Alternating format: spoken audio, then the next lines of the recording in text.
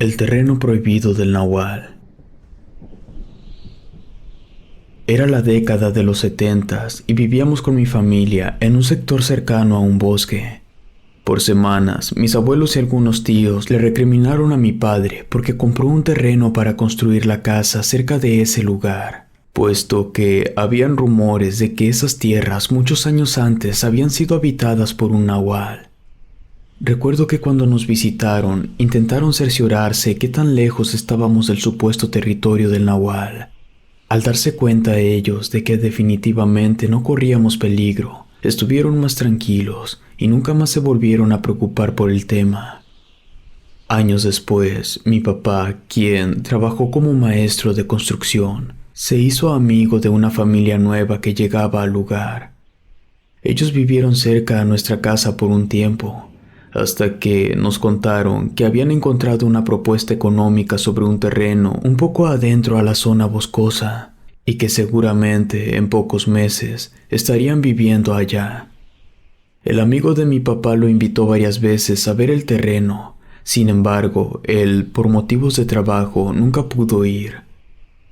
Un día, una vecina que generalmente nos vendía pan puerta a puerta, nos contó que alguien muy ingenuo había cometido una locura.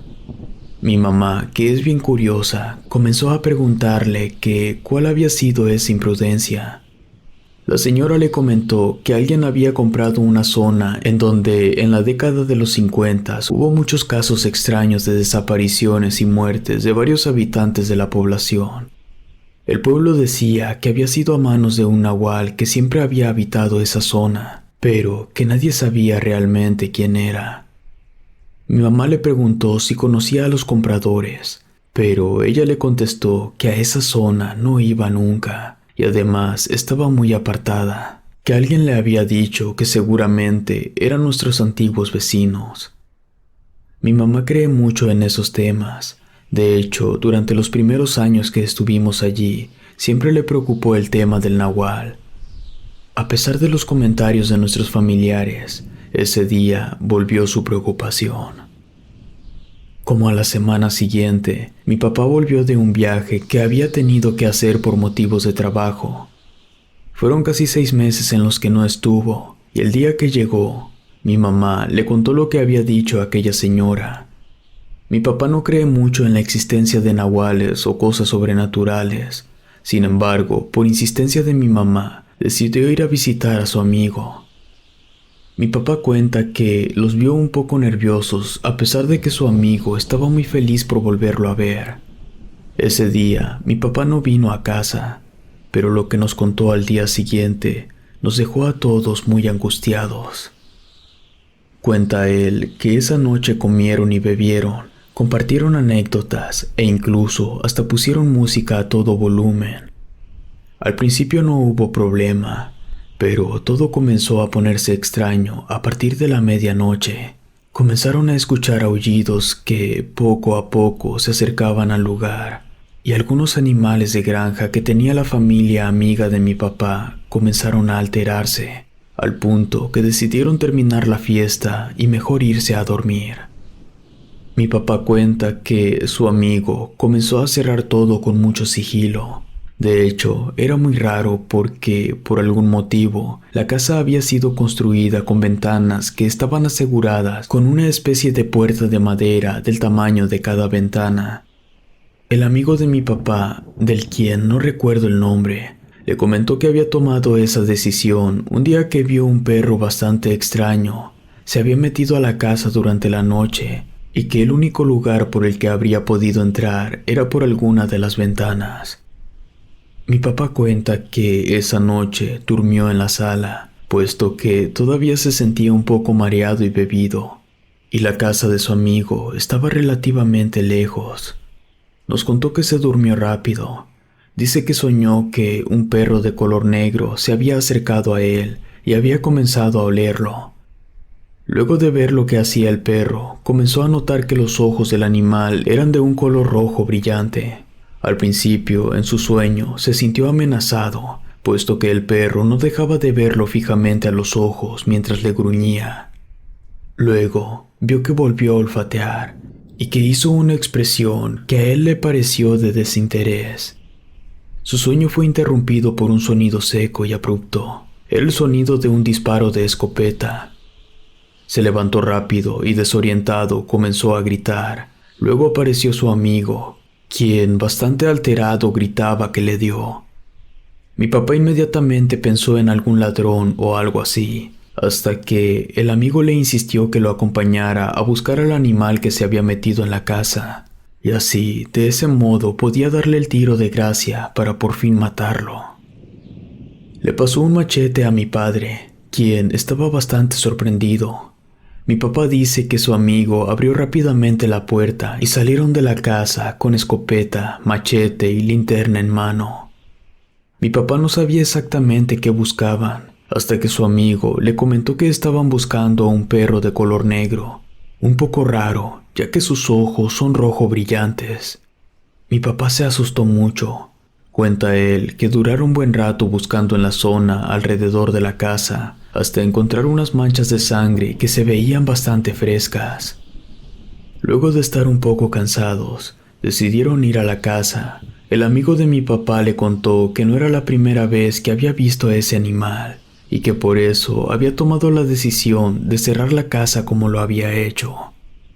Pero no entendía cómo se había metido ese perro esta vez. Le contó que ya los había atacado en una ocasión anterior y que le había quedado un recuerdo de ese enfrentamiento. Le mostró su antebrazo y mi papá pudo ver una cicatriz reciente en donde se veían los colmillos de un perro. También le comentó que todo había ocurrido durante un sueño, pero cuando despertó, vio que había sido real. Mi papá le dijo a su amigo que lo mejor era comprarse un perro, que eso seguramente ayudaría a ahuyentarlo si en dado caso volvía. Fue en ese momento cuando su amigo le comentó que ya lo había hecho en una ocasión anterior, y de hecho los dos perros que había comprado al otro día amanecieron muertos, como si un perro más grande u otro animal les devorara la garganta. Mi padre le preguntó que por qué no vendían la casa, pero su amigo dijo que aunque en un momento lo pensó, después una señora, a la cual le había hecho un trabajo de construcción en el pueblo, le comentó que nadie del sector se atrevería a comprar algo en esa zona, que si lo iba a vender, tendría que ser a un foráneo que no conociera lo que pasaba en el sector, pero si él tenía la suficiente sangre fría para venderle a alguien sabiendo lo que pasaba, solo Dios podría perdonarlo. Le comentó que había gastado todo su dinero para construir esa casa y que de hecho estaba bastante endeudado como para salir y rentar otro lugar. El amigo de mi papá le pidió de manera desesperada que por favor le ayudara a encontrar una solución, pues él ya no sabía qué hacer. Así que mi papá lo ayudó. Durante esa semana buscó ayuda. Sin embargo, nadie tenía la intención de colaborar. Todo el mundo decía que ellos habían cometido un grave error, así que su destino sería el mismo de las víctimas de la década de los 50. Y sobre el sueño que había tenido mi padre, dijeron que el Nahual había sido misericordioso con él y que esa noche le había perdonado la vida, pero no debería volver a ese lugar, y mucho menos en la noche. Esa semana, a mi papá le salió un contrato nuevamente fuera del pueblo. Nos dijo que serían cerca de 2 meses lo que tendría que estar fuera. Visitó a su amigo, pero solo encontró a la esposa con su hijo en brazos. Ella le dijo que él había salido por unos días con la intención de ofrecer la casa a una buena inmobiliaria y que planeaba regresar en 2 días por mucho, ya que para eso había tenido que ir hasta la capital. Recuerdo que un día, durante un fin de semana, mi mamá, bastante angustiada, me despertó temprano en la mañana. Decía muchas cosas. Entre esas, recriminaba a mi papá de haber ido a visitar a su amigo. Le decía que era un inconsciente, igual que esa familia, que solo nos quedaba rezar y pedirle a Dios que nos amparara. Yo no entendía bien, así que le pregunté qué había pasado. Pregunté si mi papá había tenido algún accidente en su trabajo lejos de casa, pero ella me dijo que él estaba bien por ahora, pero le preocupaba lo que pudiera pasarle cuando volviera. Creo que fue la primera vez que vi a mi mamá con un ataque de pánico. Me contó que hacía pocas horas habían encontrado los cuerpos sin vida de la familia del amigo de mi papá, que estaban en un terrible estado de descomposición, pero que era evidente que a los tres los había matado el nahual de esa zona. Me dijo que cuando fueron por los cuerpos, las gargantas de ellos se veían devoradas por una fiera, y que según decía la gente del pueblo, esa era la marca que siempre dejaba el nahual a todos aquellos que abusivamente ocupaban su territorio. Desde ese día creo en nahuales, y antes de aventurarme a visitar o permanecer en cualquier lugar que no conozco, siempre le pregunto a los habitantes de ese lugar si conocen o han oído el rumor de que allí habite algún nahual. Si te gustó esta historia, suscríbete activando la campanita para que no te pierdas lo mejor de Rede. Gracias por escucharnos. Relato escrito y adaptado por Luna.